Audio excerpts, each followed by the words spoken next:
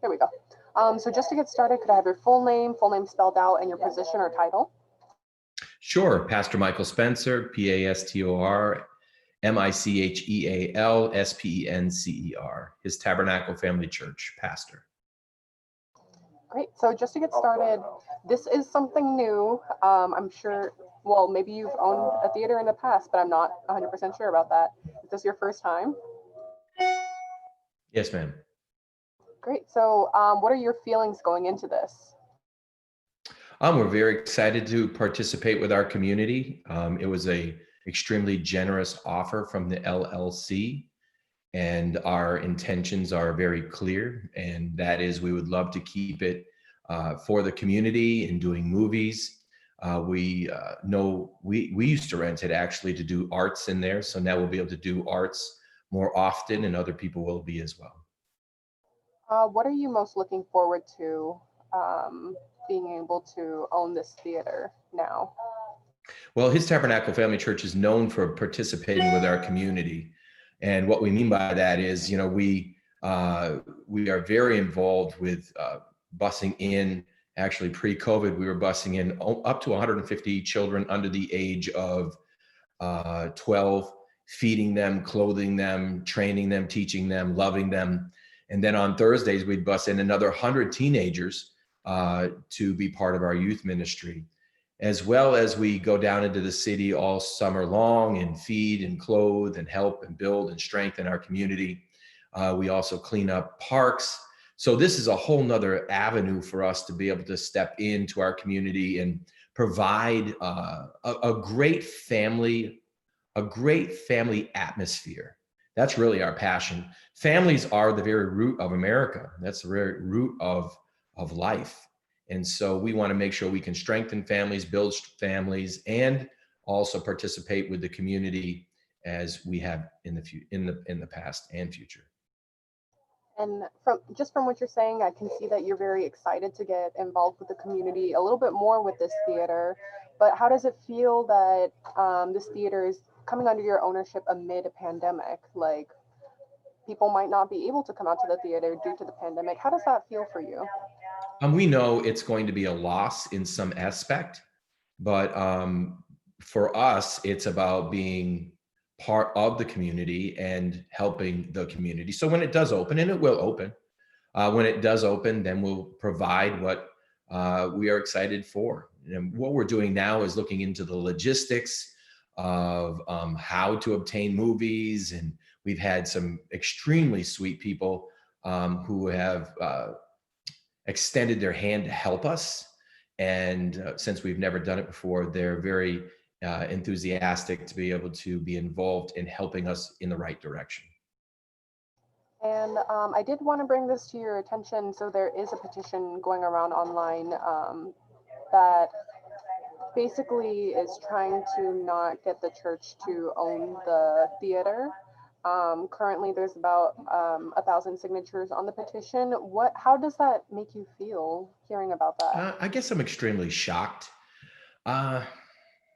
I know we're in a very strange season of America right now, and that is that everyone feels a loss of control in some aspect. And so what people do is they want to feel some level of control. So what they'll do many times, and I'm not saying this is the case in everyone, but they'll rally around something or someone, and they need a coagulation to fight for. And I'm not taking it personal. I think it does take me aback. We have a phenomenal reputation of 22 years of really strengthening community, not taking from community. And so our goal is to do as such. And I'm sad that the people are taking the posture that they're taking. What they're asking to be done on the petition isn't legal. It's not, this is not my ownership. It's with a 501c3. And am I to tell an LLC that they can't give it to us? That would be absolute foolishness. And so the company decided to donate it. And we, of course, didn't even know any of this stuff was happening with the community. And we are moving forward. We are excited, and we know what it will become. We know what we can add. And our reputation goes before us and how we've worked with the community. What would you say for those that are a little concerned with the types of movies that will be played? I know a lot of people were really into the independent movies that were played previous to the ownership. What types of movies will be played under your ownership, and what can you say to those people who will miss those independent movies? I know a lot of people saying, well, it's just going to be an indoctrination movies. We're going to run movies just like they did before, except they're going to be moral. So they'll probably be PG or less. The people that want to go to rated R movies or PG-13, where there's provocative activity and or language, they can go to a different movie place. But this will be a phenomenal location for moms and dads to bring their children and not have to cover their ears during the middle of the movie, or cover their eyes of things they shouldn't be seeing. So somebody said very clearly, they said, you are going to censor. We all censor. I know every parent censors. If not, then they probably should be turned in. Because any parent that's watching their child, letting their child watch XXX movies. I don't know any parent that's sitting down of a 5-year-old letting them watch horror movies where people are being murdered and slaughtered. We all censor. And if we're going to, and we are going to own the Heights Theater, we're going to provide movies for families that they're not going to have to cover their children's eyes or cover their ears, but they can walk out, have a phenomenal time, and be encouraged as a family unit. Any quick last additional thoughts that you'd like to add on? No, we're just really happy. I think for me, it's just extremely sad seeing the negative backlash to support a few people. And I've never met them. I don't know them.